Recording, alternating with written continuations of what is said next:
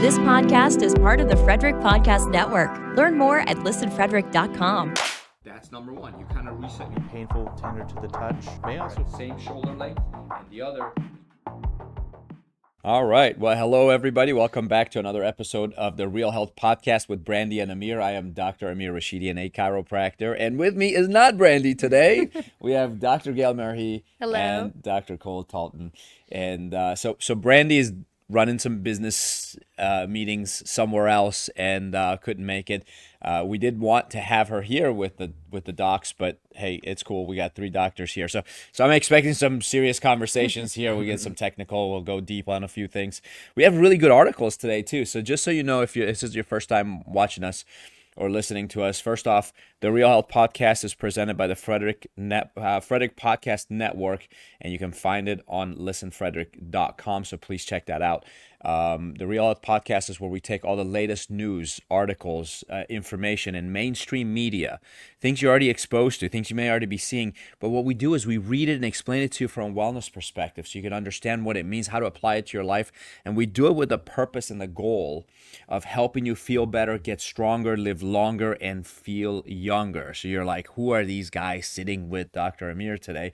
And they are chiropractors just like me, so that's why I'm excited. But we all work together. We've been working together for just a little bit, but we go back. So Dr. Cole started with us about 7 months ago now, 6.5 months ago, and we've been doing awesome. His patients love him, and things have been going great. By the way, if you guys have been watching our show, we did have Dr. Michael here. He's our 4th chiropractor. And but we were hoping he could join us, but he's actually doing a presentation today, so he couldn't. But we'll bring him back. Some of you liked him, some of you didn't. No, I think everybody liked him. And Dr. Gail. So Dr. Gail, actually, we met 2 years ago. We worked together for a few months. She was doing an internship in our office. Our office is adjunct faculty for several chiropractic colleges, one being Palmer College of Chiropractic in Davenport, Iowa. And so she was a student there. She reached out, said, can I do my internship with you guys? She did. It was wonderful. And then for 2 years, we were begging her to come work with us. And finally, she agreed. So she's back, and we're all excited about that. So and they're both awesome chiropractors. Maybe they compete for being the second best in the world. I don't know. So take a second, Dr. Gail, and just tell them if they wanted to get to know who Dr. Gail is on a personal level, as personal as you want to get, in 45 seconds, what do they need to hear? Yeah, great question. So to get to know me, you would know that I'm born and raised in Maryland. I love this state. Found myself back here. So, I'm a big Baltimore Ravens fan. So I do watch football. I'm cheering for them in the playoffs this season. I am a big animal lover. So I have 2 cats and a dog of my own, and then a lot of dogs and cats in the family as well. So I'm always working with animals, spending my time off with them. I'm a big health advocate. I majored in exercise science, and I am a lifelong patient of chiropractic care. So that's how I really got into being a chiropractor. It was my main form of healthcare growing up, and it just helped me stay healthy. And I'm the least sick person that I know, so very thankful for that. And yeah, I love what I do, and I'm so happy to be back in my hometown and treating the community of Frederick. So come check us out. Nice job. That was perfect. Doc. Okay, so I'm Dr. Cole. I'm originally from Florida. Moved up here about 1.5 years ago. Been a chiropractor for about 2.5 years now. What kind of got me into chiropractic is my background in sports medicine. So originally, I'm an athletic trainer by trade. Always been passionate about sports and helping athletes grow to their greatest potential. Me personally, my passion is in combat sports, so whether it be UFC, boxing, any kind of martial art. And then I also played rugby in college, so I had a lot of opportunities to see athletes and be alongside athletes in that fashion. Originally, and not a lot of people knows about me, is I wanted to go the medical route my whole life. Originally was going to go to the University of Las Vegas Medical School, and then during my ENT rotation, I kind of saw how the medical model operates, and then met a really phenomenal chiropractor and kind of changed courses from there. And I've been very grateful for the opportunity with Dr. Amir to enrich the Frederick community's life, and I plan on staying here for a long, long time. I hope so. Who was the chiropractor in Las Vegas? So he wasn't a chiropractor in Las Vegas. The ENT that I was working with, he was on the board of the University of Las Vegas Medical School. Now, down in Harrisonburg, Virginia, we had a guy named Dr. Robert come, and he was my first time being exposed to chiropractic, and he talked about how the body adapts, and you don't necessarily need a medication for everything. And being in the athletic world, all we hear about is you should get a cortisone injection, or you should do this, you should get this surgery. And really, when I saw how that can change rehabilitation, it really made me push more towards a holistic aspect. And I have a background of seeing friends and family that have abused those kind of medications, and I really didn't want that to be something that I continue on in my career. Oh yeah, back in my day, it was like Novocaine. Yeah. Shoot it up so it's numb and get the kid back on the field. Who cares what happens? Right. So that's evolved just a little bit, but definitely. So the tenets of chiropractic is what Doc said, is that it's the body's self-regulating, and within limits, it's self-healing. So what I mean by limits is if you chop off my arm, I'm not going to grow another arm. That's the limit, So we would never say medical intervention is not necessary, but we do say is that it should be last resort, and it's overutilized, which is maybe controversial, and so should surgery. So surgery should be last resort. It's so permanent. And so if the body is self-regulating and it can produce the hormones and the chemicals, and you think about opioids, right? There's a big opioid crisis still. And why do opioids work? It's because we have opioid receptors in our body. So why does the body have opioid receptors?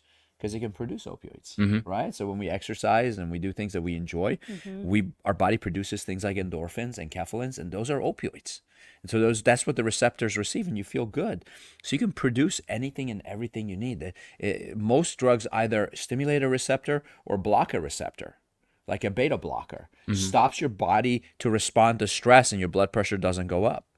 So that's what a beta blocker is. And, you got stimulants, you got downers, and all that stuff. So all of those things work on your body's own mechanisms. And so there are natural ways to do the same things. And that's what chiropractic is about. Everyone thinks chiropractic is about neck pain and back pain. Well, we do a great job with that, but we don't treat the neck pain or the back pain. We make the human body more efficient, and the body heals itself, and that's why the back pain goes away and neck pain goes away, because it's a lot faster to take a painkiller, right? To go get a shot of morphine, you won't feel any pain, you'll feel great. And did you fix the problem? So why don't we dig right in? You guys ready? Absolutely. So our first article is called "Is Green Tea Really Nature's Ozempic?" Now, we picked this one because Ozempic is on the news. It's every third commercial during when we all watch football. Doc likes football too, by the way, and so do I. We all have different teams. He's a Jaguars fan, and I'm a Commanders fan. But I always accidentally or purposefully call them Redskins, Redskin potatoes. And two of the three teams are in the playoffs, so that's good. Sorry, Doc. Yep. That's all right. So we'll see how it goes. By the time this episode airs, the games will be over. So hopefully both our teams are still in. Right. Hopefully we have a beltway battle in That the would be Super nice. Bowl. In the Super Bowl? Oh my goodness. Yeah. So you guys are playing. Who do you play? Next we play the Bills. The Bills, Yeah. right? And actually the Ravens are favored. Yeah. And then the Washington Redskins are playing the Detroit Lions. Yeah. And we are underdogs by 9.5 points. Wow. Be a tough matchup. Yeah. Be a tough Be matchup. good games. Yeah, they're definitely they gave them like a I don't know 5% chance of winning or something. It's a good Number bet, though. 5, Jaden Daniels. So he'll There you go. take That's right. that There and you go go. with These it. are good odds. Yep. So Ozempic, and the article says green tea has been bandied about as a diet hack for centuries. In ancient China, 2,000 years ago, people touted the beverage as a weight loss tool. In modern times, the drink has been a staple of diet books and meal plans. Now, green tea has followed the inevitable trajectory of any weight loss trick. It's getting big on TikTok. Viral videos claim the drink aids with shedding pounds, going so far as to call it nature's Ozempic. Some posts suggest drinking as many as 5 cups a day. Now, listen, some people don't even get 5 cups of water a day. Right. Now, what do you guys think? If you drank 5 cups of water a day, 5 more cups than you normally do right now, don't you think you'd lose weight? Yeah. And feel better. Absolutely. Yeah. 100%. So yeah, and green tea is mostly water too. We did a study, we did a research experiment when I was in chiropractic school, where we had people drink tea, and we measured their hydration level by how dilute their urine was. And it actually, so the people who drank water, the people who drank tea, short term were hydrated identically. In the long term, the caffeine made the other group more dehydrated, and the water didn't. But in the short term, they both got so coffee and water. What's in your cup? Water. Okay, I'm the only one with coffee.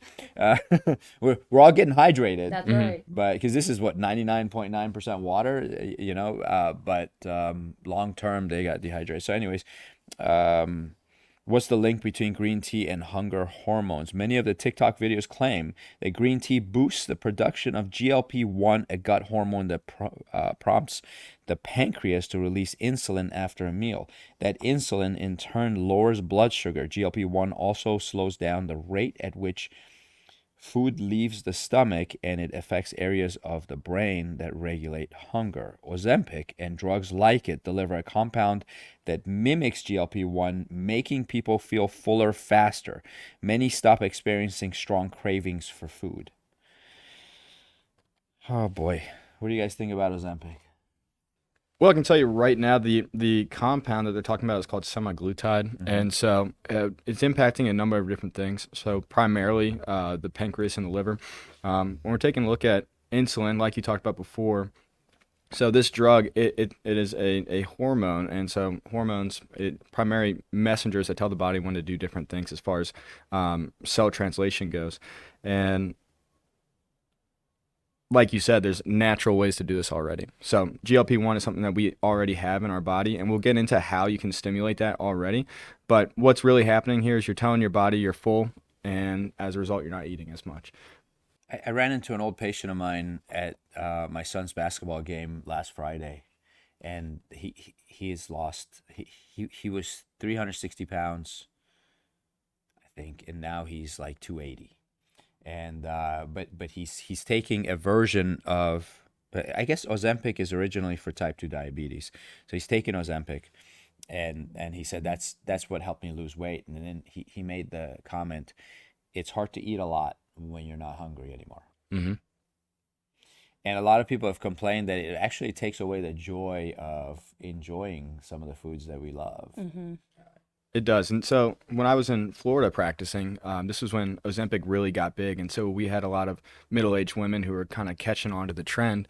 And if you're a good chiropractor and you stay with your patients and you communicate with them a lot, you're watching their progression. And over time, what happened is a lot of the women that I was treating, they were developing nausea, having difficulty eating, like you said, but also vomiting and diarrhea. And so what happens is it slows your gastric emptying. And so anytime that you are vomiting, have diarrhea, you're naturally going to dehydrate yourself as well, which is going to be leading to the nausea. So if you're losing water via diarrhea and vomiting, you're also going to be losing weight too. So yeah, and they say a lot of these side effects aren't being reported because people like the effect of the weight loss so much that they're not telling their doctor that they're having major side effects. Oh, wow. And the reason they vomit is because the food sits in their stomach.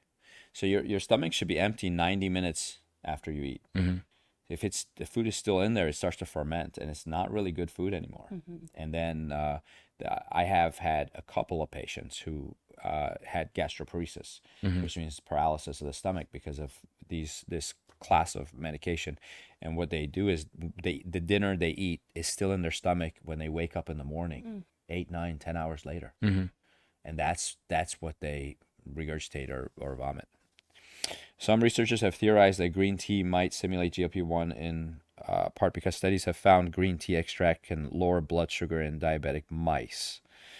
I love how they think mice are similar to men or women. I mean, people. And like are these type 2 can mice have type 2 diabetes? I mean, how do they? Right. Because as far as I know in research, and they don't explain things. That's part of the problem with some of these articles. Is you just hear it and you go, oh great, because we're all animals. We're not all animals. The mice, they have to cause diabetes in them, and then they do the testing. So that's unnatural. Just like when they do cancer research on mice, do you know that they inbreed the mice so that they can all be genetically identical? Then they radiate them, and then they inject toxins and cancer cells into their body to give them cancer. Then they study the cancer, and then they try to come up with a cure for the cancer. I go, well, listen, if you didn't inbreed them, radiate them, and inject cancer into them, they wouldn't have the cancer. Right. There's a cure right there. Just don't do that. But there have been only a few small studies in humans, and the results are inconclusive. One of the few clinical trials on the subject, which looked at 92 people with type 2 diabetes, suggested there was not a notable difference in GLP-1 production between people who took green tea extract and those who took a placebo pill. Now, have you heard of Fred Barge?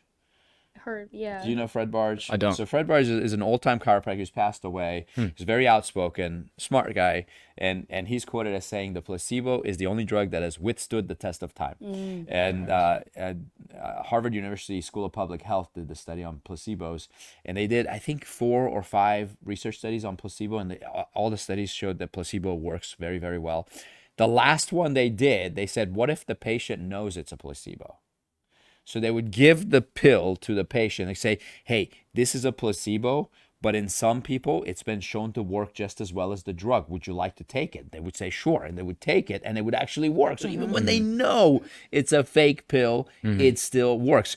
What this study doesn't tell us is if both groups lost equal weight, and that's why they said green tea is not better than the placebo, or whether neither group lost any weight. Right.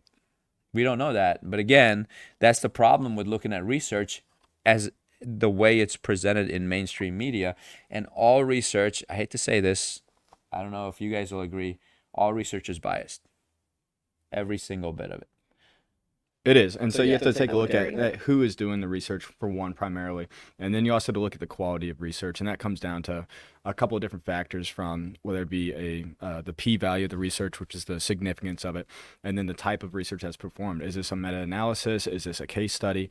And then you also have to look at the groups. What if this is comparing one group that is really active and one group that's not? But those kind of details is what's really important when you're evaluating the kind of research that you're looking at. Absolutely. And they can't possibly control all the factors. Mm-mm.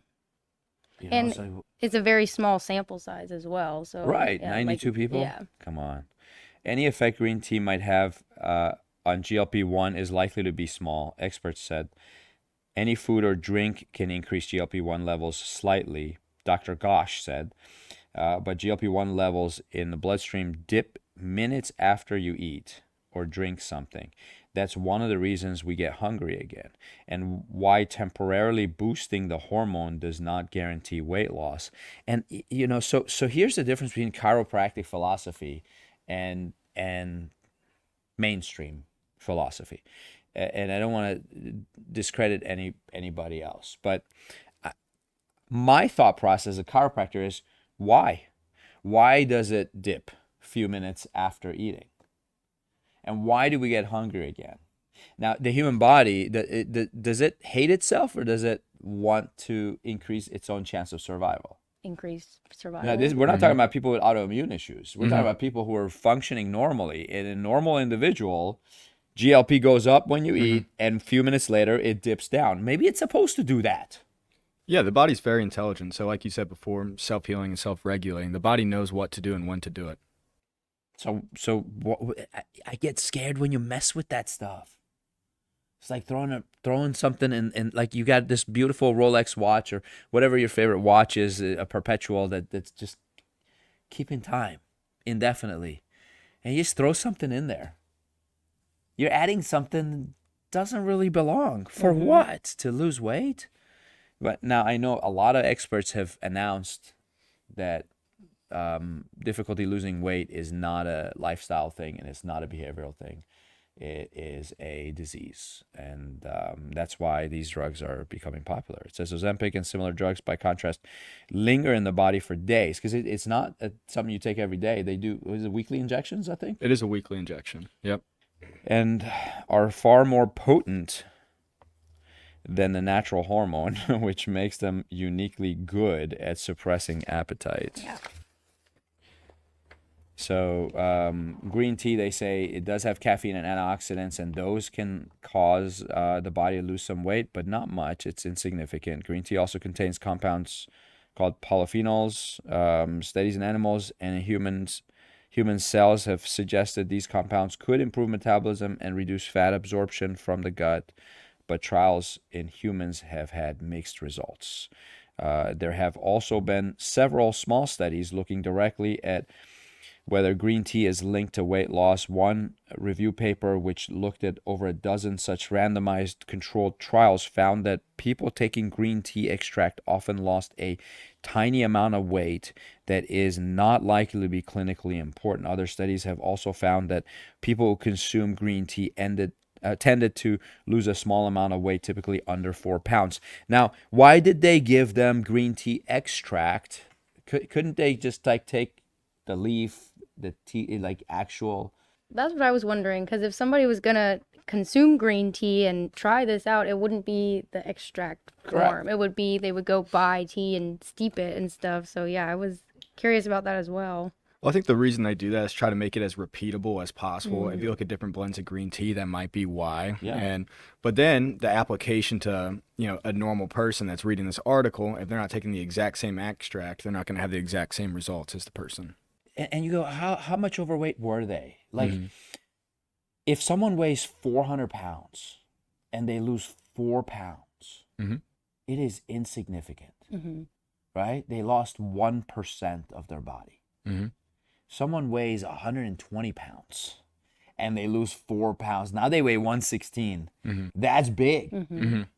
That's a lot more. And so, like, we have no idea whether they pick the different people, what their occupations are, what their activity levels are, why they drank the green tea, what time of day did it drink. Did they drink it after a meal? Did they drink it before a meal? Did they drink it first thing in the morning, before bed on an empty stomach? I mean, you go,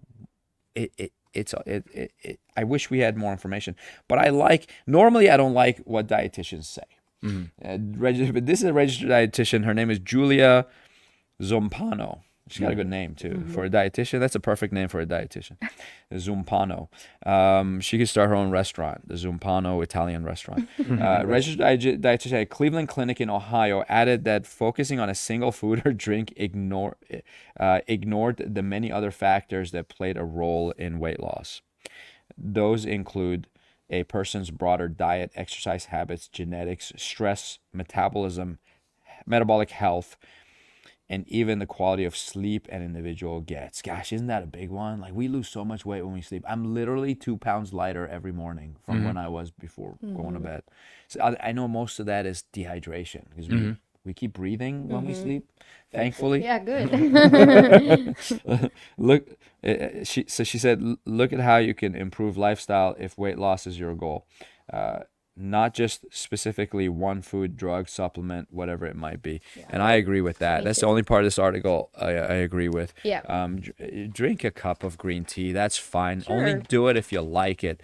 My advice, do it if you like it. Don't do it if you don't like it. It's not going to help you lose a lot of weight. It's a combination of things. It's the green tea plus the exercise, plus maybe the fasting cardio, plus maybe watching how much you eat, maybe controlling your mindset and all that stuff. So staying on that diet theme is this next one. Scam or not, is protein powder a scam? So just by the title, what do you guys think? Is protein powder a scam? I think this one in particular gives me a lot of memories from when I was in high school and I was huge into bodybuilding, watched a bodybuilding movie and really got into like Arnold Schwarzenegger. And so I, not knowing, as a 15-year-old, went to GNC and asked them, give me everything you got. I mean, if you have steroids in the back, give them to me, because all I want to do is be as big as possible. And so I would just eat and eat and eat and eat and take all these powders. And once I started a little bit researching, because some of my friends were like, oh, don't take this one, take this one. And I remember there was a big thing back then. It was called BCAA spiking. And so you weren't actually getting as much protein as you were branched chain amino acids. And as a result, the quality of what you were getting was a little bit less. So to sum that all up, if you eat the proper amount of protein in your diet, you don't necessarily need it, but protein powder is a great convenience to have on hand.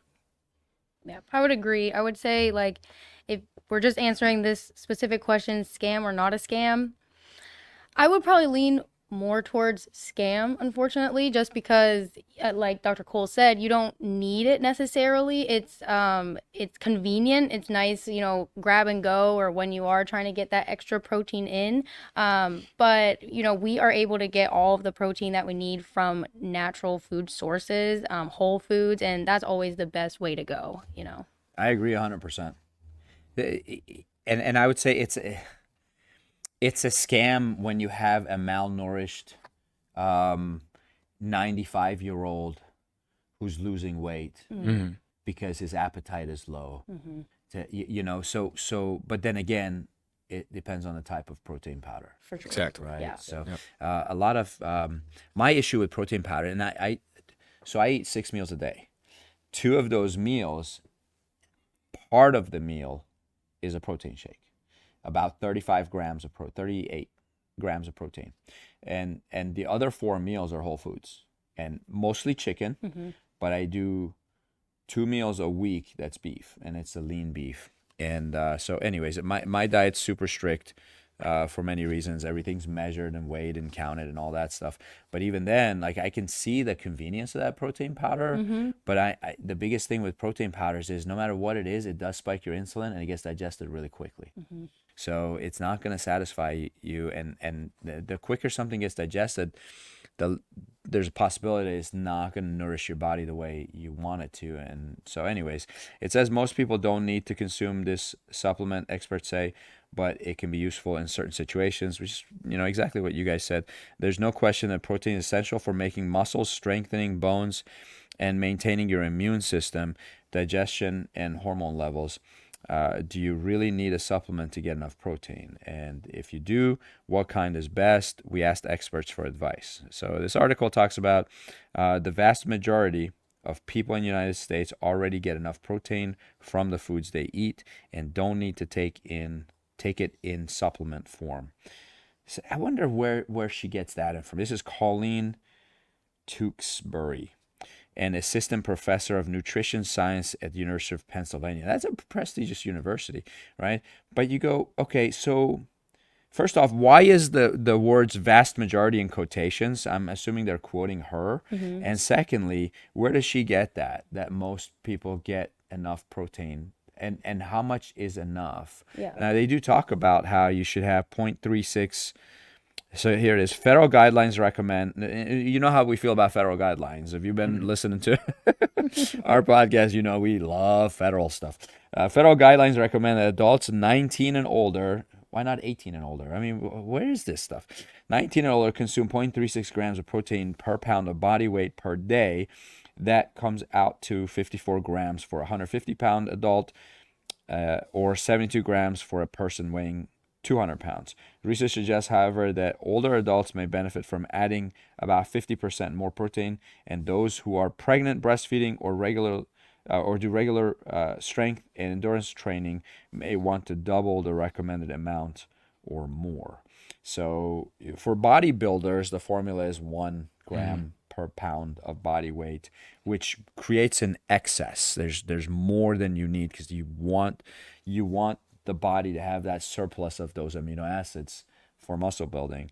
But yeah, and to say everybody over 19, I do agree that elderly may need different types and so on. But it says whole foods like chicken, fish, lean meat, yogurt, cottage cheese, eggs, nuts, beans, and lentils are the best source of protein, experts said. They offer a variety of other valuable nutrients like vitamins, minerals, fiber, healthy fats, and plant-based compounds. And this is a professor at Purdue University. Most protein powders contain about 20 grams of protein per serving. That's roughly equivalent to the amount found in a half cup of diced chicken breast, 2 cups of brown rice. That's a lot of rice. 2 That cups. is a lot. And beans, rice and beans. 3/4 of cup of non-fat Greek yogurt topped with 1 ounce of walnuts and 3 tablespoons of peanut butter. That's a lot of peanut butter on 2 medium slices of whole wheat bread. So that's 20 grams It says, and once you've met your body's protein needs, more is not necessarily better. I agree with that. Since you can't store extra protein. Instead, your liver will break it down to be used as calories or stored as fat. I don't know how easy the body converts protein to fat. So, you guys remember biochemistry back in the day? Do you guys remember any of that? I don't remember too much about it, but I think it's the longest process to get Yeah. there. Like the protein being converted to fat, it like has extra steps than like carbohydrates and Right. fat. So it's gonna take longer. But yeah, you're not able to digest and metabolize the protein after a certain threshold. So like again for protein powder, like having more and more and trying to get like as much protein in as one serving is not doing you any good because you can only take in like for example like a person could only take in maybe like 30 grams of protein per meal, and then anything over that is not going to be metabolized and it's just going to be waste. Now, if someone eats strictly protein and nothing else, and they eat too much, they will get fat. But it's not as easy as if they eat extra carbs or extra fat. Right. And I was always told that extra protein breaks down into nitrogen and amino acids, and that has to be filtered out by the kidneys. So people who eat a lot of protein tend to put pressure on their kidneys. And some say that's a myth. Most bodybuilders say that's a myth. Now, a lot of bodybuilders have kidney failure, but it's not because of extra protein. Yeah.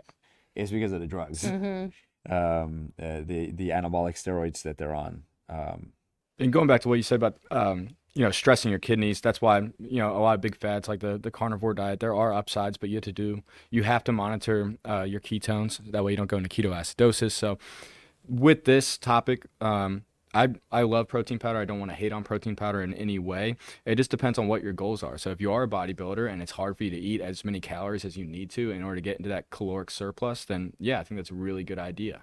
So it just depends on what your goals are, what stage of life you're in, and what kind of accessibility also you have for food, because protein powder can be a lot more affordable than buying chicken every day. Right. I agree. And time Definitely. conservant too, because And of that. time can play a factor too. Like I know for myself, I don't have as much of an appetite in the morning, so it's harder for me to eat calorie dense foods because I don't feel as hungry, but I know I need to be eating something. So having a protein shake or a protein powder, and it's that way of like getting in what I need Right. and then being able to eat whole foods like later in the day, but I'm not relying on the protein powder for like all of my protein needs. Right. Yeah. And I would lump protein bars Yeah. in that category Absolutely. because they're convenient also, but again, they're not nearly as good as the actual whole food. And I feel like with the bars, you have more of risk of increased sugar in Yeah. those because they're trying to make them tasty, so you buy Especially more. the alcohol sugar, Yeah. which doesn't count as a carb. Mm-hmm. So I'm going to skip ahead because there was something I remember. So back in my day, because I'm older than you guys, I'm like double your age, the protein bars were awful. Awful. Yeah, like I chalk. mean, they were these white, chewy things. Oh my gosh. It was hard to bite them, and you had to like rip them when you would bite, and it would stretch, and you'd chew and stick to your teeth. It was just awful. It didn't taste any good at all, and all the bodybuilders were eating them left and right. They were walking around with it.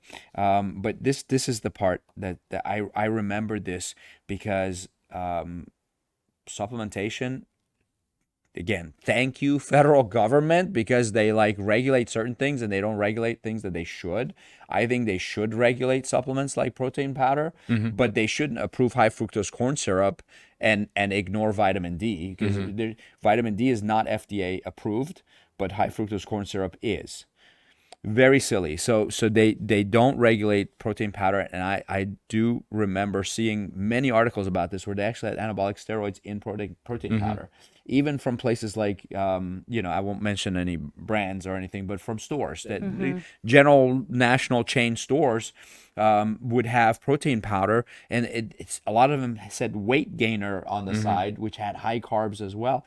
Those were actually laced with testosterone, but not like good source of testosterone, like synthetic bad stuff that would really hurt people, but it made people bulk up and get big, so it became really popular, and then they would fail drug tests. And that's what the article says. It says they may not contain the amount of protein they claim. Researchers have detected small amounts of heavy metals in rare cases, anabolic steroids, and some protein supplements. It's best to choose one marked with a seal from a third-party lab like NSF or US Pharmacopoeia, which independently test supplements to ensure they contain what's on the label and nothing more. And so that's really good advice. You're going to get some protein powder, make sure it has been third-party tested. The third party is a lab. They'll take the protein, they'll test it to make sure what's on the label is what's in there, and there isn't anything extra in there that's not on the label. If it's been tested, it has the seal, has the NSF seal, or what was the other one? US Pharmacopoeia seal on it, then that's safe, and you can do that. And then the other question, which the article doesn't mention, is what do you mix the protein powder with? Because some people put it in milk, right? Milk already has some protein in it, but milk can be inflammatory. And then I started, I would break out acne. I've had acne all my life. It's just an issue I have, my skin, all over the body, not just face. And so I switched to oat milk. And I broke out even more. And I'm thinking, what is wrong? I thought oat milk didn't have any dairy in it. I thought it'd be better. And I look at the ingredients. It had rapeseed oil in it. Rapeseed oil is it changes the consistency of oat milk to make it slippery and thicker like regular milk. That's all it does, is to make it look better. But that was the inflammatory part of oat milk, because oat milk without that stuff is very watery. And so anyways, now they put emulsifiers in a lot of these protein powders, which can also be toxic, can also have inflammatory response, and those would be on the label. So if it's on the label and it's approved by one of these third-party testers, but it's there, I still wouldn't take it. You should recognize everything that's on it. You see something you don't recognize on the label, just don't do it, because there's so many options nowadays. It's not like my day where like there was only like 4 types of protein and 1 type of protein bar, and that's all you had. Last minute thoughts on protein powder? It can get to be a little overwhelming too, though, like choosing which one to go with and like looking for like the labels and you know what's in it and everything. So it does take, you know, taking that time to do the research and really seeing what has the best benefits for you. It's going to help you in the long run, and it can be time consuming, but definitely worth it, because like we were talking about, all those extra ingredients, like they're going to cause other areas of inflammation. You know, you might break out, you might find that you have a sensitivity to something. So really just being diligent and like paying attention to what you're consuming, instead of just, oh, I saw something, I should take this, go to the store and buy it, you know. How about egg whites? I mean, can't they just put egg whites in their smoothie? Right. Put a couple of ice cubes, a couple of blueberries, raspberries, strawberries, and little water and some egg whites, and blend it. Right. And drink it. Or do Rocky Balboa. I used to do that. I've never tried that. After that movie, I literally would drink 6 eggs. Just crack it in the cup and drink it and go to the gym. And I don't do that. You get salmonella. I don't, because I must be immune, because I did it for years. And Must have been good eggs. But please don't. All the attorneys are all going, what did you just say? All right. Next one, shifting gears. Memory loss isn't the only sign of dementia. And here are 5 other common red flags to look out for. Running red lights, falling for scams, and shutting out friends. Those other signs of dementia. Memory loss is the most well-known symptom of dementia, particularly Alzheimer's disease, but experts say there are other warning signs that can signal early brain changes, ones that are especially important for types of dementia where forgetfulness is not the primary symptom. I kind of laughed about this, because then it talks about number 1 of the 5 signs is financial problems. And the first thing it says is they forget to pay their bills. I go, isn't that forgetfulness? Right. But he's saying it's not forgetfulness. So, but if you're forgetting to pay your bills, you might have dementia. I thought this was a kind of a silly article, but it gets us thinking about dementia because our population's aging. We all have elderly in our families, and we want them to stay healthy. Do you know they're considering, and I saw this in a couple of articles, they're considering changing the name of dementia to type 3 diabetes because it's got such a sugar component to it. Interesting. Yeah, dementia is it's actually a coupling of several diseases right now that all just mean neurodegeneration in the brain. Correct. And there's a million factors that can cause that. Yeah. Yeah. But signs. So if someone has good memory, but they're not paying their bills or managing their finances properly, it says finances can be one of the first areas where cracks in someone's cognition start to appear.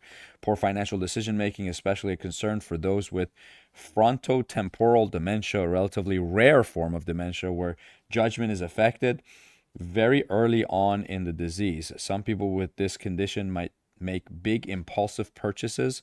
I mean, gosh, I know so many people who make big impulsive purchases. We were hanging out with them Monday night. You weren't there, but Doc was there. Those guys, you saw the cars they're driving? We have a meeting we go to once a month. And it's a group of chiropractors in Maryland, and we all get together. We call it the Maryland Mastermind Group. And hopefully some of them watch our podcast. I don't know if they do. Cool. It'd be good if they do. We're making fun of you guys because you guys do some impulsive purchases, these self-driving cars and all kinds of stuff. Anyways, nothing wrong with that. That doesn't mean you have dementia. Others might trust people they would not normally, increasing their risk of being scammed. Number 2 was sleep issues. This one. Bless you. Thank you very much. That sneeze had been stuck in my nose since we started the podcast. Oh, wow. Finally, it came out. I'm glad.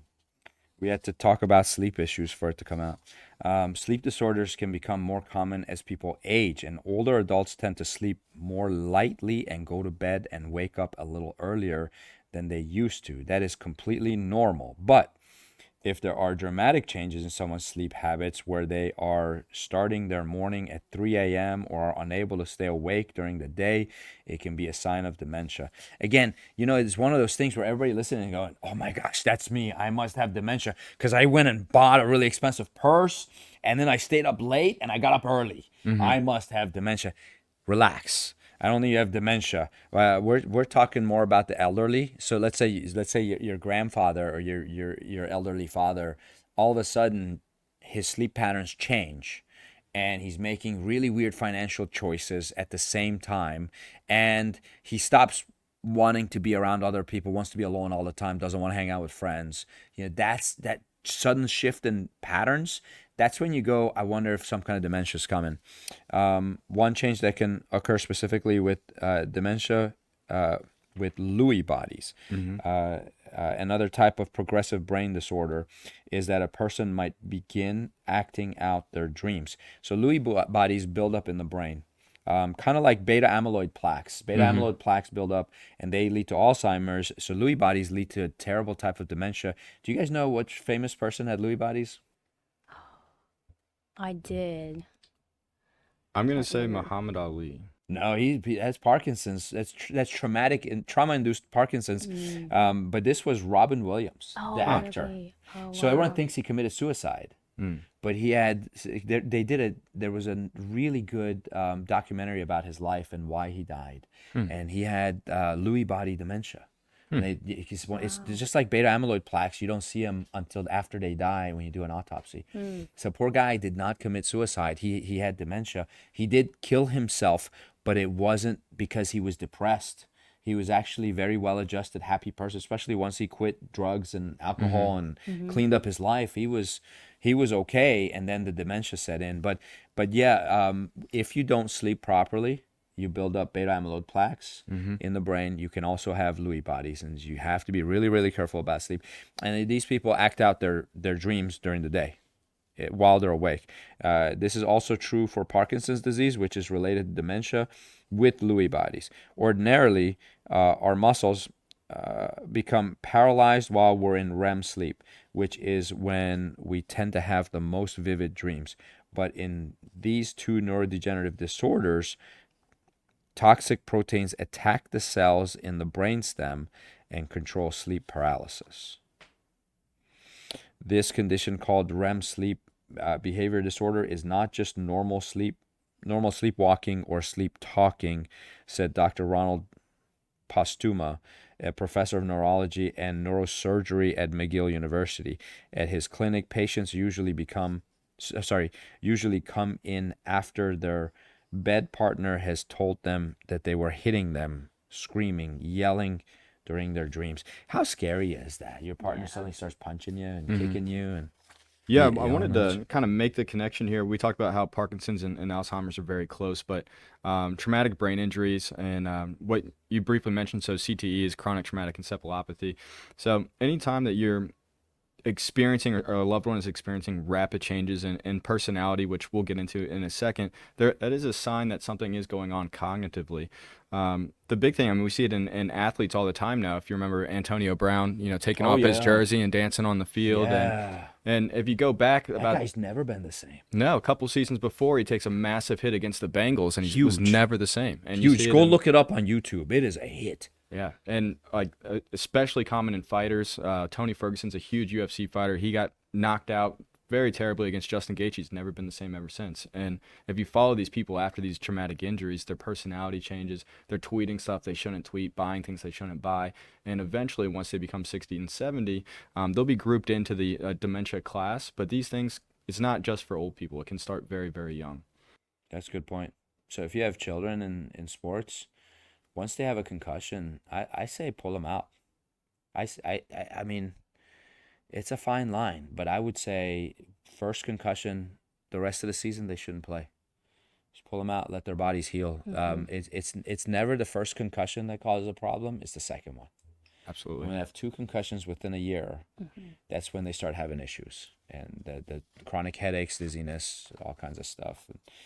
So the third sign of dementia outside of memory loss is personality changes, like Doc said. In a study published last year, researchers found that people with dementia experience slight drops in extroversion, agreeableness, and conscientiousness. It's a tough word. I'll never be able to say that one. I have an excuse. I speak a different language. Before they showed any sign of cognitive impairment. A decrease in extroversion may look like a person becoming more withdrawn or a narrowing of their social circle. Now, isn't that interesting? Because I always thought that not socializing leads to dementia. And this is saying dementia causes you not to socialize. But I think it goes both ways. And that's another point, that like community is so important. Yes. And why we need to be like, just calling our grandparents or checking in with the older people in your lives, because naturally their social circles already like begin to dwindle. So all their friends have out, passed away. Exactly. So reaching out, is not only good for the social circles, but also their mental health as well. We did a study, it might have been last year on this podcast, on superagers. And superagers were people who have great memory in their 80s. And they wanted to know why that is. So they looked at their life, they did categories, and they were like, is it because they don't drink? Is it because they don't smoke? Is it because they exercise? Is it because they eat right? Is it because they sleep right? Do you know that the only commonality they all had, because some of them smoked and some of them didn't, they all had good memory. Some of them drank, some of them didn't, they had good memory. Some of them ate well, some of them ate poorly. Some of them exercised, some of them didn't. Some of them were overweight, some of them weren't. Some of them slept really well, some of them didn't sleep well. They all had great memory. But the one thing they had in common was a really strong social circle. Every one of them. And that's this. Yeah. So make sure you keep your friends. Keep your friends. Continue to socialize. So important. Some of these personality changes might happen spontaneously as a result of the damage occurring in the brain. With frontotemporal dementia, for instance, a decline in agreeableness. I'm glad I don't have to say that other word again. Where the person becomes less trusting and friendly is linked to decreased brain volume in the frontal cortex, a key component of the condition. So next one is driving difficulties. Do we really need to talk about this one? I mean, if the car's all scratched up, all of a sudden they used to be a good driver, now they're not, or they're hesitant to take the grandchildren to the park or something. They're like, I don't want to drive when the weather's bad. I don't want to drive when it's dark outside. That's a sign that maybe they're starting to develop dementia. But then, it may not be dementia. That's my problem with some of these things. It could be, it may not be. So don't be like, oh my gosh, I stopped enjoying driving at night, I must have dementia. You probably don't. Right. Especially if you notice it yourself. It's like sometimes when these things are happening, you don't notice it. Like you'll ask them, I see some new scratches on your car. They go, well, it must have happened while the car was parked. I don't remember. So then, but then it goes back to the memory thing, which is saying memory is not the Right. only sign. But I think all of these have to do with memory. Have you called your friends today? I don't know. I don't remember. Well, there is one point I wanted to touch on because you brought this up, I believe, yesterday morning in our pre-shift, and talking about driving, and it's funny what they have in quotes here is the ultimate blend of the cognitive system. And you're talking about driving a manual car and all the different things that go into it, from the clutch to the brake to the gas. And so I think one thing that could be good with this is that's a very complex thing to do, very complex task. And so seeing that go away, whether it be from their eyesight, their hearing, their responsiveness, it is a very difficult task. And once you see those complex patterns diminishing, that could be a sign that something's going on. But driving in and of itself, the point is a difficult task, whether or not you're good at driving or not. I agree. And the last one, number 5, signs outside of memory loss that signify dementia is smell loss, or loss of smell.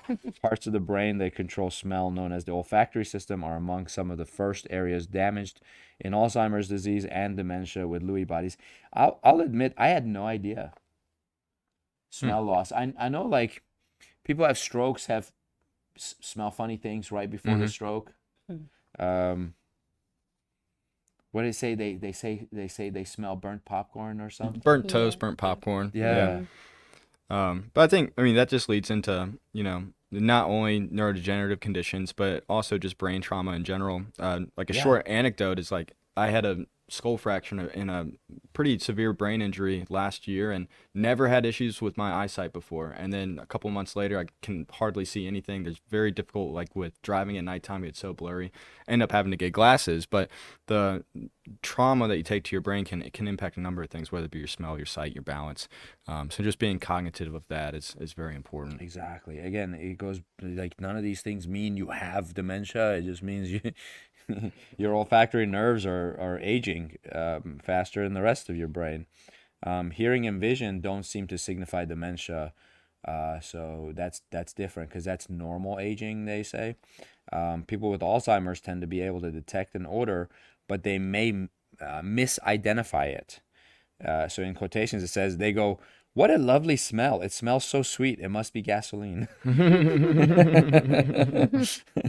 And this doctor, that's what the doctor said. In contrast, he added, those with Parkinson's and dementia with Lewy bodies are often skeptical that I am even giving them a smell at all. So they don't smell anything at all. So either way. So there was a specific virus recently that got rid of people's sense of smell too, which we won't get too far into, the famous coronavirus.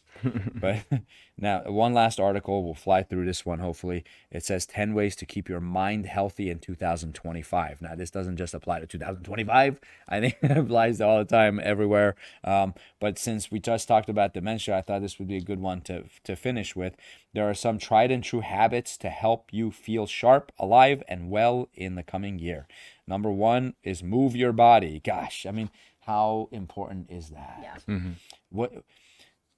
How powerful is proprioceptive input to the brain? Extremely. Your brain feeds off of movement. There was a TV show way back in the day called House. Did you guys ever watch that? And he would try to solve these weird cases. And there was a guy there was a patient whose brain was shrinking. And he had been in a body cast, and the reason his brain was shrinking was because he wasn't moving his joints. So, and I believe that can happen because parts of the brain will actually sclerose or atrophy when that body part the corresponding body part doesn't move. You put a body part in a cast, that part of the brain can start to atrophy over time. So exercise is so powerful. It's not just good for your. Now this doesn't talk about some of the neurologic parts of it, but the article is about keeping your mind healthy. I wonder if they mean brain. Now I believe the mind and the brain are two separate things. So anyways, chew on that one for a minute. I don't want to go too deep on that side of things. Immediately after a workout, people tend to report feeling better emotionally, and their performance on tests, working memory, and other cognitive functions improve. But the real benefits come from exercising consistently over time. People who do have a lower risk of developing depression and dementia. Scientists think that moving your body leads to extra blood flow and chemicals released in the brain, which can help build new connections between neurons. In both depression and dementia, many of these connections are lost, so a beefed up brain can serve as a buffer against impairment. What's funny is that moving your body and exercise in general is always the number one recommendation in almost any health condition. And it's also the hardest one to do for everybody. And I think that's why all these weight loss trends and things that we talked about earlier are so popular is that it is a easier route to, in this format of whether it be losing weight or there's just so many different things that are easier than moving your body, even though it is the number one recommendation. Yeah, I agree. So guys, you want to keep your mind healthy, and you want to not get dementia, and you want to not get Alzheimer's, move well and sleep well. Yeah, those are absolutely. the two giant ones. And if you want to lose weight, drink a lot of water on top of exercise and sleep, because you need all three. But really, I'm thinking about with water, like water goes in, it's pure water, but what comes out is not pure water, because there's urea in urine, right? Which is what water comes out as, which is a lot of nitrogen byproducts. So the more water you drink, the more of that stuff comes out, and you know, you need stuff to come out of your body. Yeah. Another thing that's interesting about this with exercise and like working memory and stuff is I actually learned about this in school with my undergrad degree in exercise and sports science, where a professor would share that like do like a 10-minute cardio exercise before you take an exam or you do anything that requires a working memory, because it increases the blood flow to the brain, and then it's easier to recall things. You're like, oh yeah, I remember studying this. So I actually adopted that as my test strategy, and I would go to the elliptical for 10 minutes before tests and come back, and it worked out well. So exercise is the most powerful tool that we have, and most of the time it's free. You can go out and take a walk, you can do push-ups in your apartment, like you can do air squats. So really getting that exercise in is going to be so important for not only your health but your brain as well. Absolutely. Zach Bush, a medical doctor, designed a 4-minute workout routine. Have you seen it? No. It's designed to increase nitrous oxide in the body, which dilates your blood vessels, and it's just a sequence of movements you do. Tabata is another one. That's a short workout. So, anyways, the Zach Bush 4-minute workout or Tabata is our sources. Just look them up on YouTube, or any other platform or Google, and do it. Do a 4-minute workout. Literally, we did it once with everybody here at the North office with like Terry and Kelly and Dr. Chris, and everybody was breathing heavy, but they felt great afterwards. That's like it's like the Eric Goodman Foundation training I make you guys do every once in a while. I make everybody work out on our team. Sometimes that's not a good thing, because then we get all sweaty for the afternoon shift. Address your anxiety. Many Americans are anxious. Well, that's a fact. Confront your fears, it says. Research suggests that directly facing the things that make us anxious can help break a pattern of fear and avoidance. Use a therapist, do exposure therapy. Focus on your values. These are silly things. I don't know if we need to be talking about this. Try not to catastrophize, it says. Like when you worry about something, you're visualizing the worst case scenario. There's a saying that says the fearful man dies 1,000 deaths. Anyways, number 3, it says challenge your brain. And this, I thought this was funny, because it says it's still up for debate whether crossword puzzles and brain training games can actually make you smarter or meaningfully lower your risk of dementia. There's no way they make you smarter. I refuse to believe doing crossword puzzles. You know why? Because I can't do crossword puzzles. So I don't want to believe that they make you smarter. Maybe they make you smarter, but they don't make me smarter because I've tried them and I feel dumb every time I do. I struggle with those as well. Oh, thank you very much. Thank you. I feel better. I feel like because you guys are smart. Things that I did like this, just for reminding us to challenge our brain. Sometimes we get so comfortable in our regular patterns and we're just going through the motions and our routines, and things for me that I like to add into either my social hours or when I'm just relaxing at home is stuff like escape rooms. Those are really challenging. They get you Yeah. thinking outside the box. So Oh, just absolutely. relating this to that, that you can go do something fun, socialize with your friends, and also challenge your brain and prevent dementia. I mean, we're doing great things here, Escape and rooms are amazing. yeah, they're really fun. I've never gotten out of one. Really? Never. Oh, I've done it like 7 or 8 times. we should do Not one as a one. team sometime. Yeah. That would Have be you gotten fun. out? Yeah. You have? Yeah. Wow. But I have been in them where we didn't finish. We were so close and the timer ran out. That's and- where I am yeah. every time. I used to go, I need another clue. I needed 5 more minutes. Yeah. And the guy comes in and goes, you were so close. I go, yeah, thanks. It doesn't count. I'm still locked up in the room. Excuse me. Now, so I have a suggestion here. If you have a strong life purpose, I think that'll keep your mind healthier than playing games like crossword puzzles. Mhm. If you have a mission that you're working towards, you and I were talking about how a good marriage has a purpose that's bigger than the two of the people that are married together. Because then the little things don't bother you anymore. You're like, hey, we're working towards a big thing, and that big thing could be raising kids, right? Because a lot of families, a lot of husbands and wives have problems, and when the kids show up, that becomes their purpose. Isn't that problem solving too? How do we raise our kid? How do we help our kid with this or that and that? And you're solving problems, but you're solving real life problems. I think real life problems keep your brain healthier than crossword puzzles. Now, but the escape room I think is phenomenal. The problem is it gets expensive. You Yeah. can't do that every week. Exactly. But yeah, real life problems. I think you solve real life problems. You help your brain stay healthier, longer, and better. And that means you need to have a purpose in life. The next, number 4, is get a good night's sleep. Americans are chronically sleep deprived. 1/3 of adults say they get less than 7 hours of sleep. How many hours did you sleep last night? Probably around 7. Yeah. I got my 8 hours in. Oh, nice. Wow. I never get more than 6. Really? Never. Maybe that's why you're not good at crossword puzzles. I'm sleeping more tonight. See, I always thought it's because I don't care about crossword puzzles. Maybe you should do 10 minutes on the elliptical and then try one. See how that does. Hey, there you There you go. There you go. Yeah, I never do the elliptical. I do the Stairmaster That works too. and I do the treadmill, and then I wrestle my dog. When she bites sometimes. When people have trouble sleeping, it can affect how they experience stress and negative emotions. I mean, that's such common sense.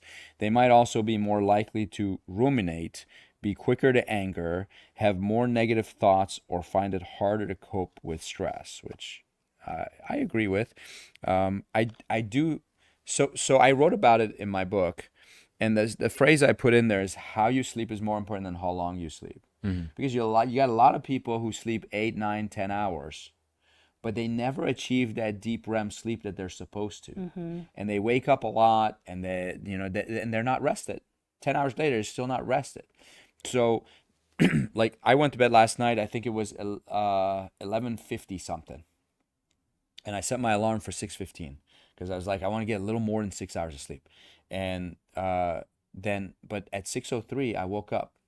And I was good to go. So I got out of bed. I'm like, oh, all right, I get an extra 12 minutes to my day today. Normally I get up at 5, but I stayed up late last night.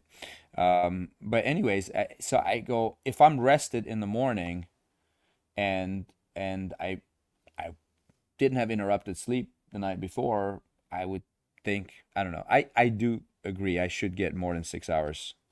Just busy, lots of work. Cognitive behavioral therapy. Oh, so under good night's sleep, this says that cognitive behavioral therapy for insomnia is more effective than sleep medications over the long term. As many as 80% of people who practice it see improvements in their sleep. So make sure you do that. We are all against the sleep medication because the sleep aids actually block REM sleep. You don't go deep enough. You do pass out, you get sleepy, you fall asleep, and you sleep through the night, but you don't get the full REM sleep. People who take long-term sleep aids, or even those who drink like a little alcohol before they go to sleep to help them fall asleep, they develop Lewy bodies and beta amyloid plaques because they don't reach REM sleep completely. And actually, that's a big thing with alcoholics. One of the things that happens with alcoholics who are withdrawing from alcohol or on withdrawal, they start hallucinating. Those hallucinations are because the brain is trying to dream while they're still awake. So they see weird things. Everybody should dream. Dreaming is what cleanses the beta amyloid plaques in the brain. And I wrote about it in the book, but there's a great book called Why We Sleep by Matthew Walker. Fly through this. Get unstuck. I think that's silly. It's basically psychological stuff. Future casting. Think about what it would look like to be unstuck. I think some of that is a little bit of I don't know. Just stop worrying and don't be angry and upset all the time. Number 6 is stay cool, and it talks about how we're far from summer right now, but when it gets hot, your brain's not going to work as well when it's hot. And I wrote next to it, really? Because that's another one. I had no idea. I mean, what do you guys think? Do our brains actually not work well when we're hot? Well, it's funny. I saw when I was looking at this, they always say in the summer is when most of the violent crimes happen. When heat is way up, people are angry. They call them like the dog days of summer. Yeah. But living in Florida and watch people drive and moving up here and watch people drive, I'm not sure if there's a correlation. I don't know if the heat actually has that big of an impact. Good point. Good point. Now, they do mention hydration. So I can tell being dehydrated could affect, your brain and your mind health. But I didn't know it says your tendency to act without thinking or not be able to stop yourself from acting a certain way appears to be affected by heat. I don't buy it. Yeah, I didn't know about that stuff specifically, but it did make me think about how other disorders and diseases are kind of triggered by heat. So like MS, for example, when the temperature is hot, you experience more like exaggerated MS symptoms. 100%. So it made me think about that just in terms of And that's a neurologic issue. And I know MS, a lot of MS patients wear shorts in the winter because they really need to be cool all the time. And it is one of the first signs of having a heat stroke, too, is changes in the personality, becoming more aggravated and violent, even though they don't intend to be, but your brain is just malfunctioning at that point. True. And if you want to test it, you can go to a sauna, make it super, super hot, and try to stay in as long as you can. Just before you get out, you'll be really angry. I promise you. It's not fun. From weight cutting for fights and stuff when I was in grad school, it is the worst thing to do. And when you're in a sauna and you're trying to lose one more pound and you're sitting there and it's so hot and you're so overwhelmed, you just have to get out. Everything in your body's saying, get out of the sauna, get out of the sauna, get out of the sauna. And same thing in the sun in the summertime. Your body doesn't want to be overheated, just like it doesn't want to be too cold. So Yeah, don't do that. yeah, don't do that. That kind of dehydration is not healthy. Interesting. Yeah. So number 7 is quiet your inner critic. I mean, be nice to yourself. Number 8 is take care of your physical health. Common sense. Because if your body's healthy, your mind. There's a saying of sound mind and body. It's true. Number 9, make a new friend. So this kind of goes against what the other article said, because the other article said. Excuse me.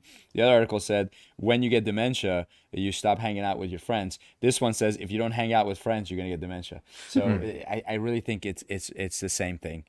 Make sure you're socializing and hanging out with people you enjoy hanging around with. And unfortunately, you're gonna have to say goodbye to the people you don't like hanging around with. Last one is about forgiveness, and it talks about how you forgive for yourself, not for the other person.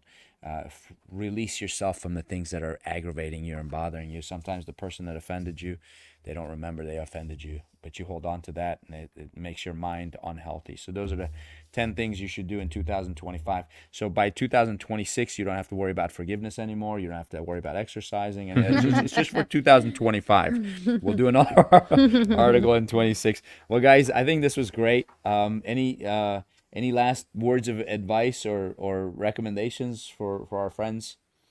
Yeah, I think just one quote that kind of sums this up is, and it was my favorite. It was from a park that I used to go to all the time. On the front of it, it says, "You don't stop playing because you grow old.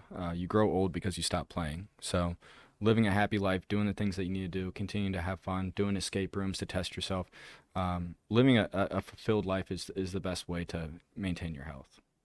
Yeah, definitely. And for me, I would just say, some of what we just touched on, it all kind of there were some similarities between the different articles we've read. So obviously, physical exercise is going to be very important to maintain throughout this year and future years. And eat whole foods. Getting protein in is going to be very important for brain function and also for building the muscles and just maintaining your own personal health.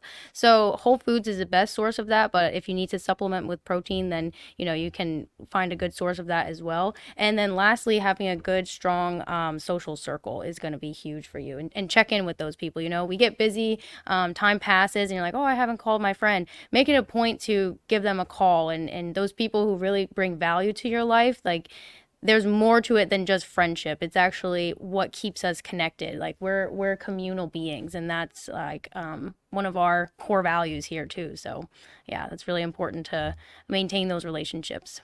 And the nice thing is you don't just help yourself, you help the other person too. Yeah. Mm-hmm. That's great summary right there. Awesome. Well, thank you guys for joining us. Thank you. If they want, we'll have you guys back, but Oh. they have to tell me. So Let us know. And if you got value from this, we'd love it if you would share, you would subscribe to the channel. If you're on YouTube, you would leave reviews for us. That'd be really good. Comment, tell us if you disagree with us.